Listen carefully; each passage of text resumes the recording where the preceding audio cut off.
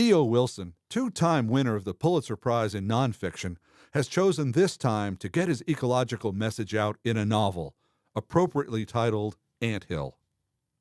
I spoke with E.O. Wilson in front of a live audience on the campus of the University of Alabama, courtesy of the Blunt Initiative. Well, Dr. Wilson, it is a pleasure to see you again. I'm glad to be home. Last time we talked, and we had a chance to do this once before, we were in Monroeville. And now you're back in the state paying a visit. I understand you're actually going to pay a visit down to that part of the state. I am going back to Mobile and then back up to near Monroeville. Uh-huh. That's right. You're going to do a little outdoor walking around? I am. I hope that at that time that another Alabama author, if I may be so bold as to put myself in her same category, Harper Lee will be coming out in time long enough to join me in a short excursion so we can talk about publicly about the conservation efforts in the Red Hills region, which is east of Monroeville and one of Alabama's richest and most distinctive, but also threatened natural areas. I was amused and educated by our last talk because you were talking at that point in that meeting that weekend about how it's the pieces of earth that are almost impossible to be used for anything, like gullies and steep mountainsides and banks and ravines where nature is left alone because people don't go there. You're going to do that again, are you? Yes. I'm not sure whether we'll get to the best parts, but in the Red Hills, that's just north of the Mobile-Tensaw Delta, right, which incidentally is a 400 square mile piece of wilderness right next to right next to Mobile, goes north, and is impenetrable, so it's been left alone. The Red Hills just north of that are just such an area of ravines and ridges that saved their forest just because our forebears couldn't get in there and cut it all down. Well, you have been over the years a prolific author. I mean, besides all the teaching and all the science papers, you're one of the scientists who has made a real attempt to get out into the public and write things which, well, lay people can read. And I've enjoyed very much stuff like Naturalist and On Human Nature. Recently I read, and it was not easy, I read Superorganisms. and it was, no, I'm not a scientist, and I confess it was hard going. But I thought worth it. And now, since you put a superorganism into your novel, I thought the place to start would be you defining for anyone listening, what is a superorganism and why should we care about them? Well, the familiar superorganisms in biology recognize and use that name for are the colonies of ants, bees, wasps, termites. And as a consequence, we tend to make the definition a group or a society that is tightly organized by altruistic behavior among the individuals and division of labor, especially reproduction. Yes. So that some reproduce more than others thanks to the contributions of those who reproduce less. And in the nest or the mound, it's the queen who may do 100% of the reproducing. That is, well, in the advanced superorganisms, that's true. An ant colony or a wasp colony of the kind that we have around here, and most bee colonies, including certainly honeybee colonies, the queen is the reproductive part of the colony, and the workers are the ones that look after her. And they better, because in your book, the queen dies. Well, causes a lot of trouble. If the queen dies, usually it means that the colony is doomed. So they better take care of the queen. Well, I want to ask you one more question specifically about earlier work. And there was a great stink about sociobiology. Yeah. And in your memoir, you have that wonderful scene where a kind of lefty academic comes up on stage and throws a pitcher of ice water on you. I mean, he was highly agitated by sociobiology. Yeah. But I think the thing there was that people thought you were making a kind of one-to-one transfer of the ideas of sociobiology into the human species, and that we were literally, it was obnoxious to people to think that we were genetically predestined. Yeah, that's just what I was doing. Yes. And that was unacceptable. Right. And it was unacceptable because 35 years ago, most of the social scientists, but also left-wing philosophers, theoreticians, the left wing, believed that the mind was a blank slate. They didn't just believe it, they insisted upon the idea. Right. And why would they insist upon the idea? Well, because social scientists wanted to be able to explain everything about human social behavior as the outcome of what we're all taught, and therefore, what kind of culture we had going before and the one we're in now, and then the particular environment in which we live. And that was the way the social sciences were conceived and they were taught. But also it just was contrary to scientific evidence even back in the 70s. And now the idea is completely abandoned, Right. and sociobiology is accepted. There is a human nature, and it does have a biological basis, and it comes from genes. And it doesn't mean that we're puppets. It means that we are predisposed to do certain things and learn certain things, and predisposed to avoid doing certain things and avoid learning certain things. Let me briefly ask you about one of those things that Yeah. we are happily predisposed to do, and that is behave in an altruistic fashion. You've done a lot of thinking and a lot of work on the question of altruism. It's important to the superorganism as well. Yes. And the Marines. Did you publish finally the research that you were doing on Medal of Honor winners? Well, actually, I have some in the earlier book, which was on human nature. Yeah. And that was 78. And I spent a lot of time thinking about the ultimate acts of bravery. I became something of an expert on it. And I got to meet a Medal of Honor winner, who was the one who had tapped messages to his fellow airmen in Hotel and Hanoi during the Vietnam War, and with such steel and resolve and resistance to torture, even though he was need not have endured it, received the Medal of Honor. Yeah. Is there an analogy for people who haven't read Superorganisms? Is there an analogy between the nest, the hive, and some unit of our species that's the extended family, the town, the city, the country, anything? Is there a connection there that people should be making?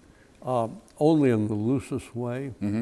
Right now I'm engaged in, it's still scientific research, and we are examining the whole question of altruism right at the moment in social insects, because they're simple and they're unambiguous, and they don't have a Congress, and they don't have philosophers to worry about, so they just do it and you can understand it. But in due course, I'll soon be going to human societies in order to look more deeply. Well, after a lifetime of, you've been publishing for 50 years? 60? 60? Yeah, I published my first article as an undergraduate at Harvard, at But now University you've published of Alabama. a novel called, appropriately enough, Anthill. That's right. Simple question. Why did you choose to switch genres at this point in the game? I wanted to try a new kind of novel. I wanted to write one that had nature in the center of it, but was still very much a Southern novel of people. But I wanted to state the urgent need that I think is the one that now faces the South in crisis proportion. And that's how we're going to manage our land and our natural heritage and I tried everything else, just as you said. You know, I'd written one technical work after another. I've given countless lectures and so on. But then it began to weigh in on me. People respect nonfiction. Yeah, they do. But they read novels. So I said I want to be read. Well, you have the quintessential Mobilian. You have a protagonist whose name is Raphael Semmes, after the Admiral Cody. I want to ask you a question, which may be slightly unpleasant, and that is, the boy's mother has a pedigree that goes back. Oh yeah, she's a Semmes. She's a Semmes. The boy's father is a Cody, and let's just say blue collar. Yeah. And I don't think it works that well. Am I to understand from reading that novel that perhaps those people should not have gotten married? This is a little look at class in South Alabama, isn't it? They should have gotten married. You know, they had a very intense romance, I would think. And young Cody, that name, incidentally, Ainsley Cody, I selected very carefully to suggest respectable redneck. Yes. And and I have a lot of respect for rednecks, you know, in the broad sense, because in the working class we'd use, I guess we should, except that I find redneck charming.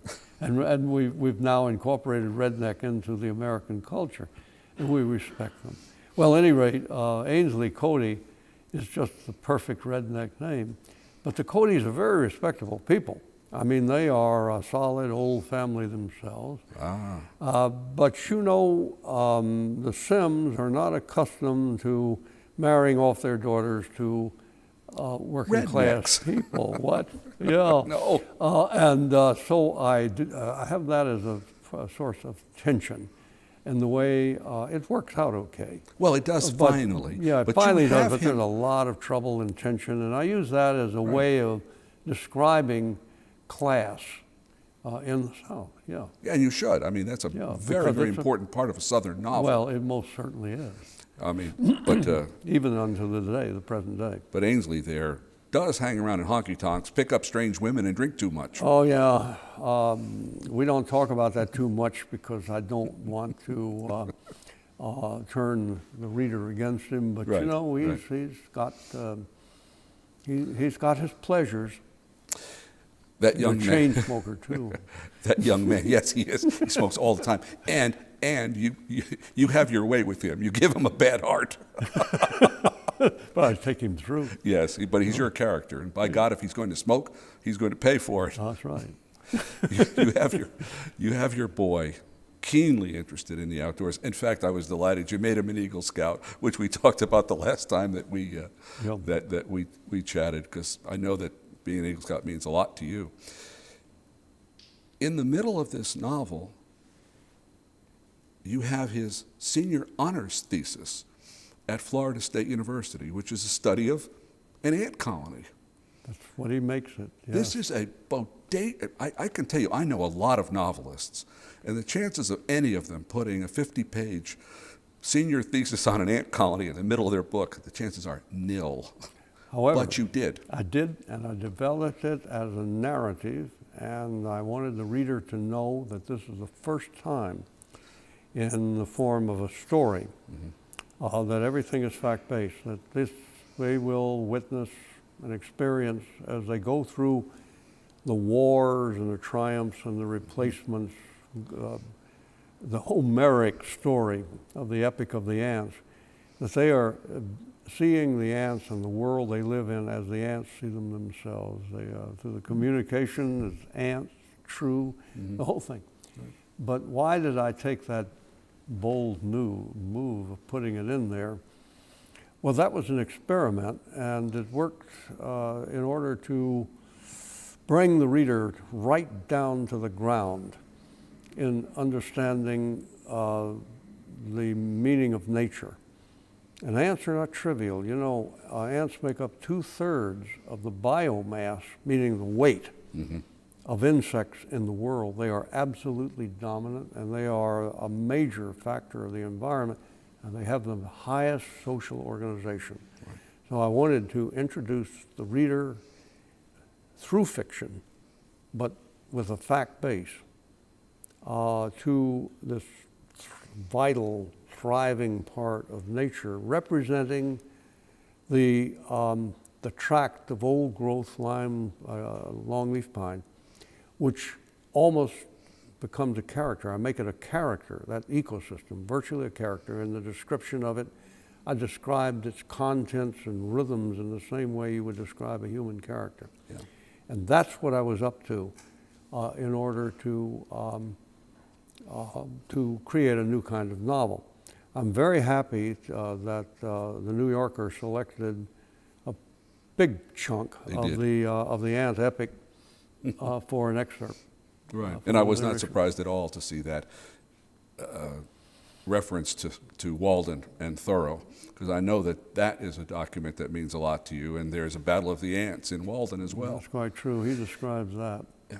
You take this boy, he's a brilliant young fellow, and has a wonderful undergraduate career, and then two choices get made.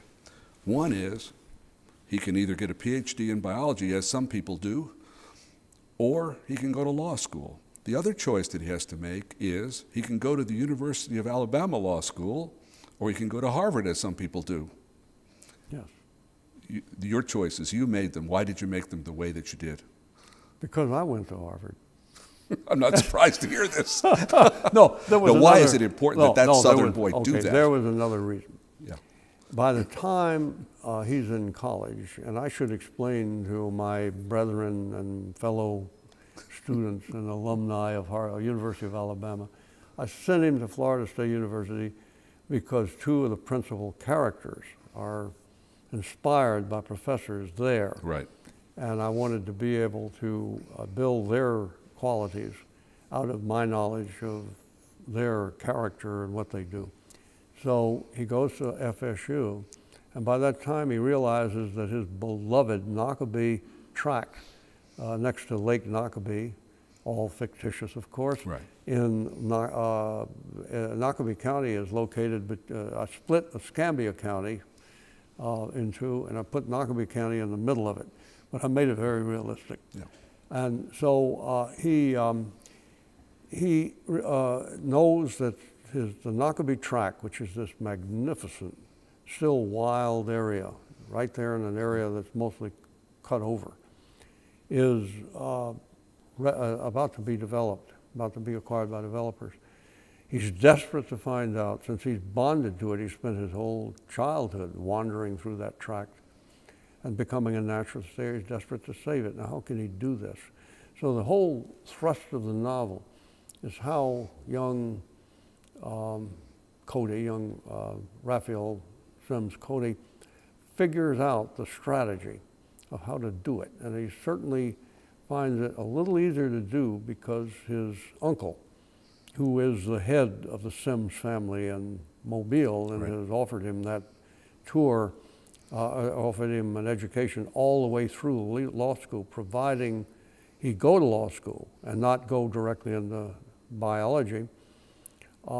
He elects to a strategy to develop that by winning the freedom, winning the life of Nockabee tract by way of law and by way of controlling in some way the real estate and development market himself. Right. It can be defended by law better than by hyperactivism. That is correct. Now, in this case, he is a young man because he's a centrist and he's a win-win theorist. He wants to solve everything by law.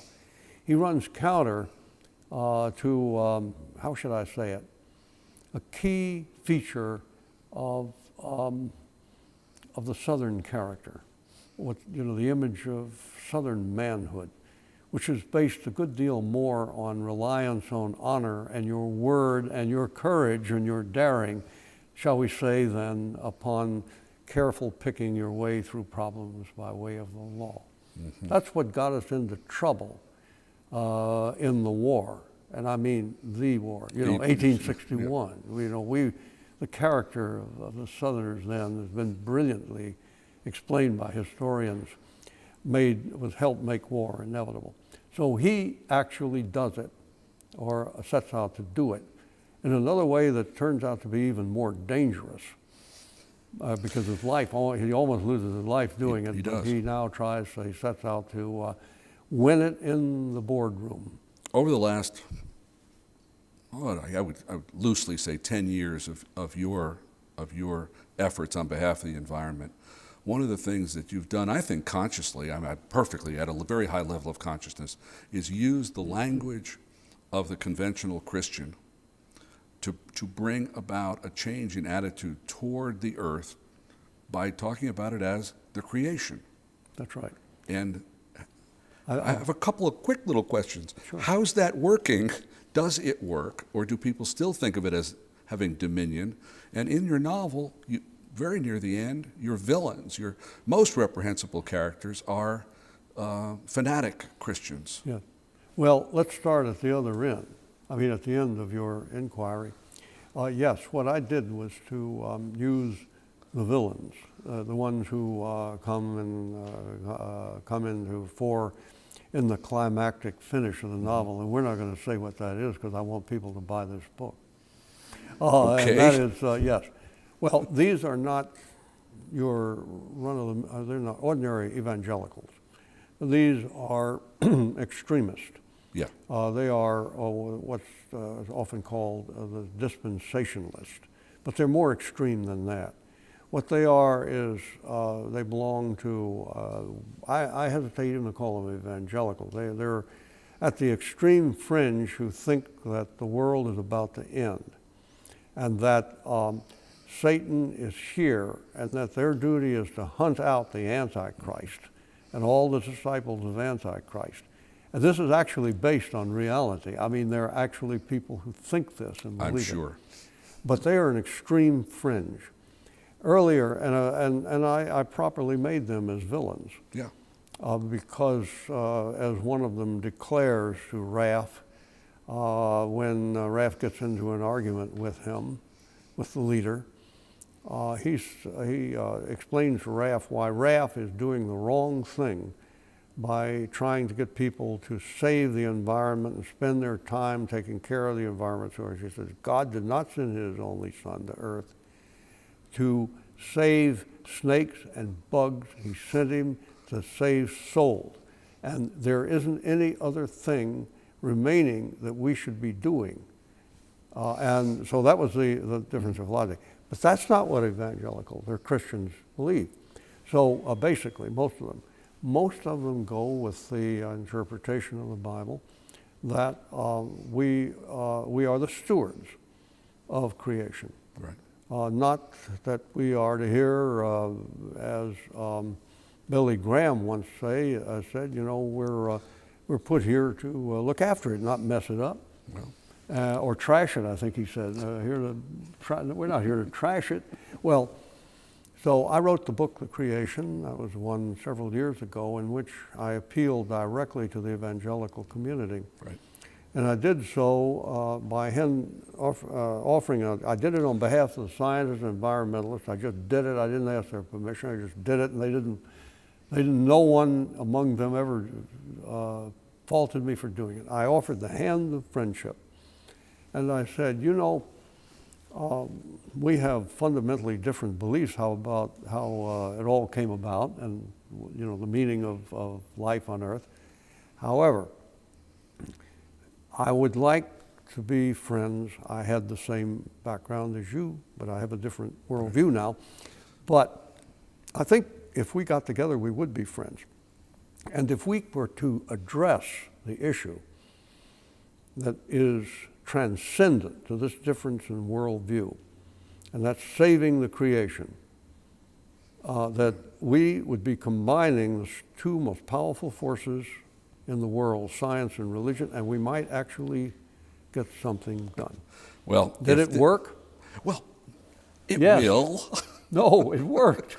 It's begun to work. Yes. It's resulted in, I think, fair to say, a lot more interest among people generally, not just evangelicals, in the natural world and the question of what we really owe to the natural world.